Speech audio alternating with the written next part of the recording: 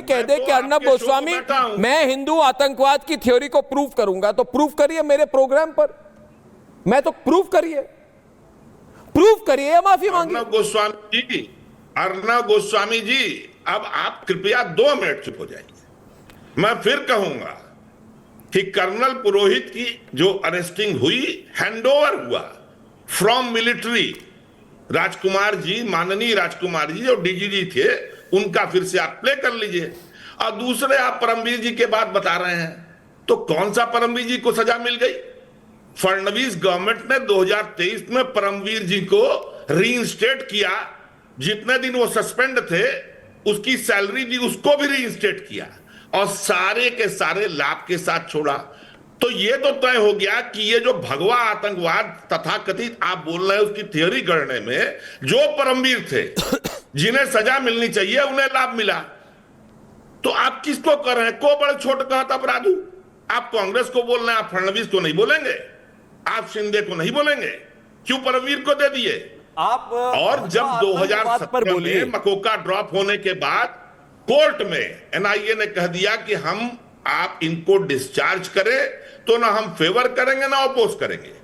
24 अप्रैल 2017 मेरी 2 विनती है तो उसी समय इस चीज की बात की जाती मेरी 2 विनती है सीधी बात पंडित जी, मेरी 2 विनती है आपसे, 2 विनती है आपसे, एक पार्ट दिया गया। मेरी 2 विनती है आपसे, प्लीज दोषारोपण करने की बजाय एक हिंदू के लिए भगवा क्या है, हमारे परिवारों में भगवा किसको कहते हैं? वह आर्यों की विजय पताका, ऋषियों का प्रवेश है, त्याग और शुचिता का देता, सबको शुभ संदेश है।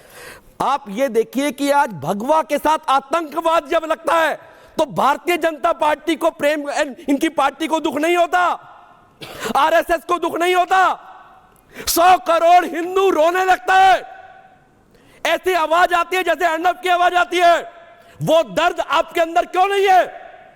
यह है प्रश्न, आज ज्वलंत प्रश्न। आपके पास वो दर्द तो क्यों नहीं है? कर रहे हैं, अर्नब जी दहाड़ नहीं रहे थे, रो रहे थे। नहीं, वो दर्द क्यों नहीं है आपके पास? आप आज भी डायरेक्टर जनरल इंटेलिजेंस पर उंगली उठाते हैं, आप परमवीर के फेवर में बोलते हैं, आप अर्नब के ऊपर 4 लांछन लगाते हैं, पर आप ये नहीं कहते हमारी पार्टी ने भगवा हिंदू को कह के, आतंकवाद को कह के बदनाम किया 100 करोड़ लोगों को। ये क्या है कि जब अक्यूज मुस्लिम होता है तो इनको बचाना होता है, फिर जाके वो कहेंगे देखिए इसको हमने बचाया, अभी मुसलमान वोट बैंक हमें वोट दो।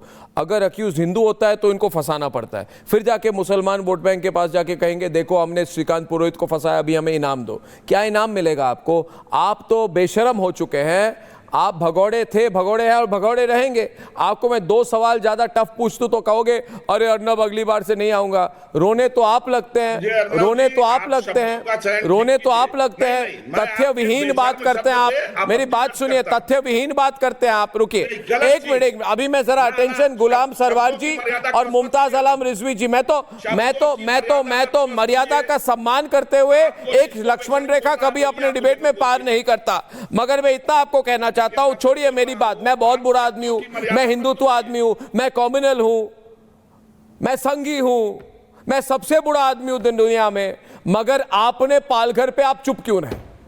आपकी नेता सोनिया गांधी, अंतोनिया दी माइनो ने सवाल क्यों नहीं पूछा? और उस समय जिसने सवाल पूछा उसको क्यों कहा इसकी अरेस्ट कराओ? क्या फायदा हुआ? क्या मैं बदल गया? क्या मैंने अपनी लाइन बदली? नहीं बदली। अब मैं पूछना चाहता हूं इनको, देखिए सरवार साहब आप भूल जाइए आप मुस्लिम हैं, और रिजवी साहब आप भूल जाइए आप मुसलमान हैं, आप भूल जाइए आप मुसलमान हैं, आप एक भारतीय हैं, आप एक भारतीय हैं। आपको मैं पूछ रहा हूं, मैं आपको बुरा नहीं लगता आरोपियों के खिलाफ कोई ठोस सबूत नहीं मिले? वापस दीजिए उनकी 10-15 साल की जिंदगी। लेफ्टिनेंट कर्नल श्रीकांत पुरोहित के आरडीएक्स लेने का एक भी सबूत नहीं मिला, कश्मीर से आरडीएक्स लेकर आने का कोई सबूत नहीं मिला, विस्फोटक जमा करने का कोई सबूत नहीं मिला, पंचनामा सही तरीके से नहीं किया गया, फोरेंसिक सबूतों में मिलावट थी, है ना, मिलावटी सबूत फोरेंसिक्स जांच के लिए भेजे गए, साध्वी की बाइक होने का कोई सबूत नहीं है, गोली के शेल मिलने का कोई सबूत नहीं है, लेफ्टिनेंट कर्नल श्रीकांत पुरोहित के खिलाफ कोई सबूत नहीं है, फिर मकोका लगेगी, है ना। और मकोका लगा, बम किसने प्लांट किया इसका कोई सबूत नहीं है, कोई साबित नहीं कर पाया। सरकारी पक्ष कोई ठोस सबूत नहीं पेश कर पाया। चश्मदीद गवाह हॉस्टाइल हो गए। इस मामले में यूएपीए नहीं लागू होता और आतंकवाद का कोई धर्म नहीं होता। तो सवाल ये बताइए मुझे, रिजवी साहब मेरी बात खत्म करने दे, मेरी बात खत्म करने दे। बड़े लड्डू आ रहे थे ना आपके मन में कि हिंदू आतंकवाद, हिंदू आतंकवाद, हिंदुओं को आतंकवादी कहेंगे, बड़ा मजा आ रहा था। आज बताइए मुझे कि उस समय की तत्कालीन सरकार ने हिंदुओं के खिलाफ साजिश की कि नहीं की? ये सवाल मुमताज आलम जी मैं नहीं, मेरे साथ पूछता है सारा भारत। जवाब दीजिए और इधर से जवाब मैं भी पूछ रहा हूं। जवाब दीजिए। देखिए आप तो उल्टा सवाल बुरा लगा, उल्टा सवाल नहीं चलेगा आज जवाब। मुझे बुरा लगा जब 21 जुलाई को 12 लोग छोड़े गए, ठीक है, और उन्हें भी कोई सबूत नहीं मिला। आप 17 साल की बात करो, ये देखो किसी को छोड़ा नहीं ना, यही काम अब रुक जाइए ना, जहां भी बोलने दीजिए, इधर देखिए, इधर देखिए। अरे भाई उनको भी कोई सबूत नहीं मिला था, यही है ना जारी हाई कोर्ट के अंदर। मुझे बताइए कि आपको आज तक एक भी भगवा आतंकवादी दिखाई दिया? कोई भगवा आतंकवादी, कोई हिंदू आतंकवादी दिखाई दिया? कोई ठीक रहे थे लेके दिखाई दिया? आपको इसमें बुरा लगा? 17 साल की जिंदगी तो 19 साल की जिंदगी वहां भी बर्बाद। बताइए आज आप भी 19 साल की बात होनी चाहिए। कर्नल साहब जी बोलने दीजिए, देखिए ये गलत है, किसी वर्ड के किसी मैं गुस्सा है, ये गुस्सा है, मैं भी गुस्सा हूं, ये गुस्सा है। इधर देखिए, इधर देखो, चैलेंज करें दोनों को। आज आपको 7 लोग नजर आते, मेरे 70 नहीं 700 दिखाई दिया, नहीं दिखाई दिया। 700 जबरदस्ती कौन मेरे 700 लोग हैं? कौन आपके 700 लोग? कौन आपके 700? इस्लामिक आतंकवादी होता है, भगवा आतंकवादी होता है, पंडित आतंकवादी होता है, साधु आतंकवादी होता है, आतंकवादी होता है।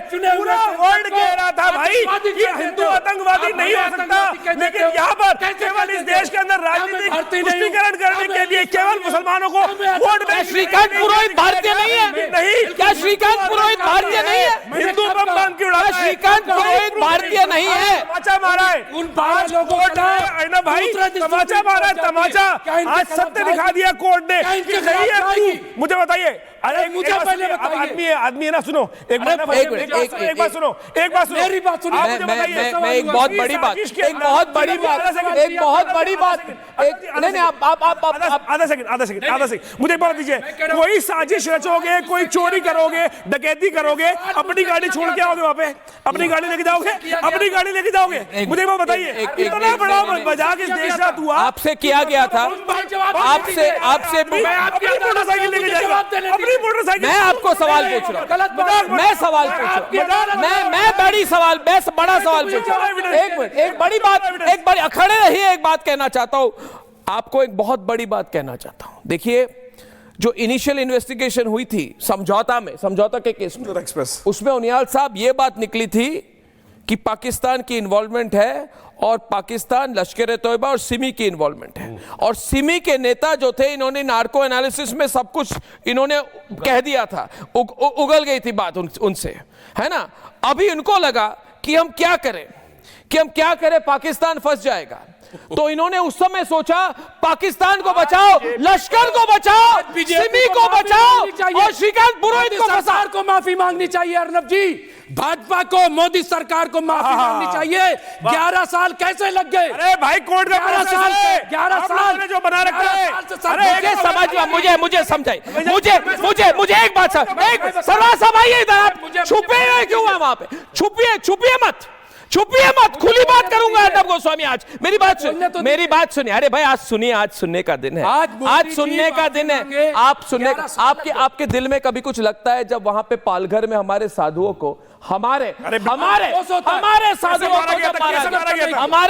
को जब मारा गया, अफसोस हुआ था? हम कहा था, अरे मोर्चे करवाए थे, मोर्चे करवा के मार रहे हो, पेंट करवा के मार रहे हो। अरे पूरे विश्व में मतलब इतना इतना जघन्य पाप हुआ कि पेंट खोलकर आदमी को चेक करके कि हिंदू है मुसलमान है, मुसलमानी हुई कि नहीं हुई, और उसके बाद मारा गया। और उसके उनको मुझे बताइए, क्या आपने फतवा दिया, क्या आपने फतवा दिया जितनी आतंकवादी घटनाओं में मुसलमान पकड़े गए, क्या उनको धर्म से बाहर निकाला? किसी मौलाना ने आज तक ये नहीं किया कि किसी मौलाना ने किसी मुसलमान को धर्म से बाहर निकाला हो। और तो और ओसामा बिन लादेन तक को इन्होंने मैं आपके समझ के बाहर नहीं निकाला, छुपाए बैठे रहे।